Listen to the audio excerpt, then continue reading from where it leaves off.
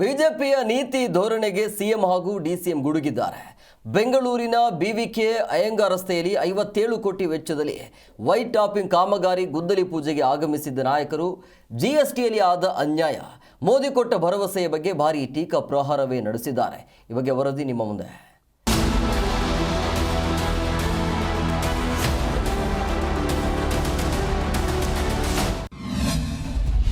59 ಕೋಟಿ white topping ಕಾಮಗಾರಿಗೆ CM DCM ಚಾಲನೆ.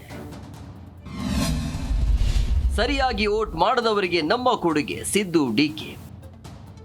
ಗಾಂಧಿನಗರ ವಿಧಾನಸಭಾ ಕ್ಷೇತ್ರದ 8 ಪ್ರಮುಖ ರಸ್ತೆಗಳಲ್ಲಿ ವೈಟ್ ಟ್ಯಾಪಿಂಗ್ ಕಾಮಗಾರಿಗೆ ಮುಖ್ಯಮಂತ್ರಿ ಸಿದ್ದರಾಮಯ್ಯ ಹಾಗೂ ಡಿಸಿಎಂ ಡಿಕೆ ಶಿವಕುಮಾರ್ ಗುದ್ದಲಿ ಪೂಜೆ ನೆರವೇರಿಸಿದ್ರು.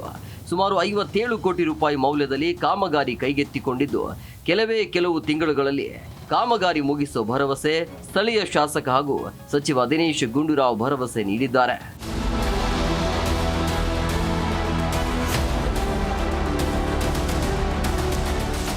ಗುದ್ದಲಿ ಪೂಜೆ ಬಳಿಕ ಮಾತನಾಡಿದ ಸಿಎಂ ಸಿದ್ದರಾಮಯ್ಯ, ಕೇಂದ್ರ ಸರ್ಕಾರದ ತೆರಿಗೆ ನೀತಿಗಳ ವಿರುದ್ಧ ತೀವ್ರ ಅಸಮಾಧಾನ ವ್ಯಕ್ತಪಡಿಸಿದ್ರು.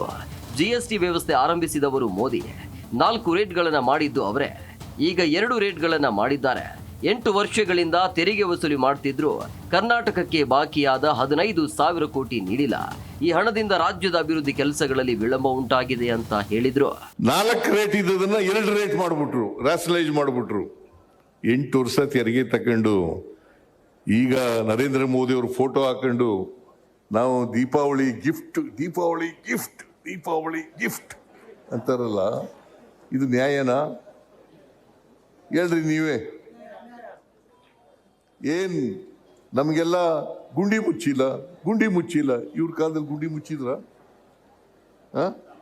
ಬಿಜೆಪಿ ಕಾಲದಲ್ಲಿ ನಾನು ಹೇಳ್ತೀನಿ, ಇಡೀ ಕರ್ನಾಟಕದಲ್ಲಿ ನಾವು ಮಾಡಿರ್ತಕ್ಕಂಥ ರಸ್ತೆಗಳನ್ನು ಬಿಟ್ಟರೆ ಒಂದು ಇಡೀ ಮಣ್ಣಾಕಿಲ್ಲ ಇವ್ರ ಯೋಗ್ಯತೆಗೆ. ಏನಪ್ಪ ಸುಧಾಕರ, ಒಂದು ಇಡೀ ಮಣ್ಣಾಕಿಲ್ಲ,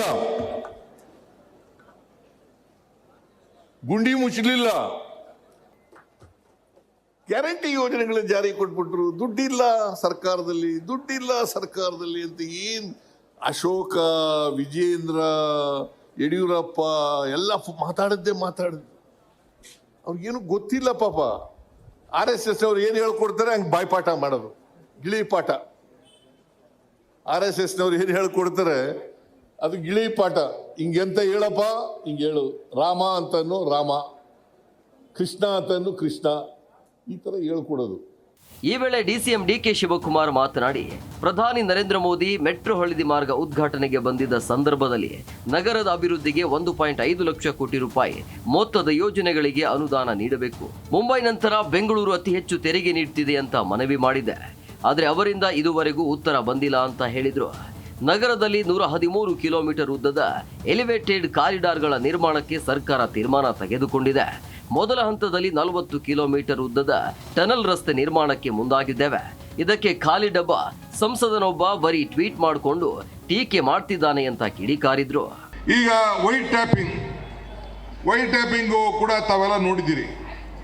ಈಗಾಗಲೇ ಸುಮಾರು 182 ರಸ್ತೆಗಳನ್ನು 350 ಕಿಲೋಮೀಟರ್ ಈಗ ಬ್ಲ್ಯಾಕ್ ಟಾಪಿಂಗ್ ಕೆಲಸ ನಡೀತಾ ಇದೆ.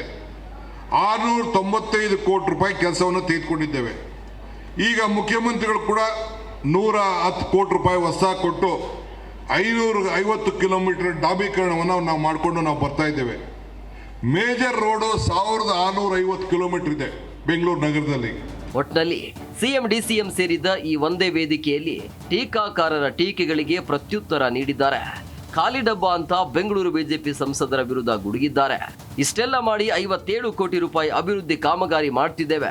ಮುಂದಿನ ಸಲ ಆದ್ರೂ ನಮ್ ದಿನೇಶ್ ಗುಂಡೂರಾವ್ಗೆ ಅತ್ಯಧಿಕ ಮತಗಳ ಮೂಲಕ ಗೆಲುವಿಗೆ ಮನವಿ ಮಾಡಿದ್ದಾರೆ. ಆದ್ರೆ ಗಾಂಧಿನಗರ ಕ್ಷೇತ್ರದ ಮತದಾರರ ಒಲವು ಎತ್ತ ತಿರುಗುತ್ತೋ ಕಾದು ನೋಡಬೇಕಿದೆ. Manjunath Hosahalli, metro bureau, Zee Kannada news.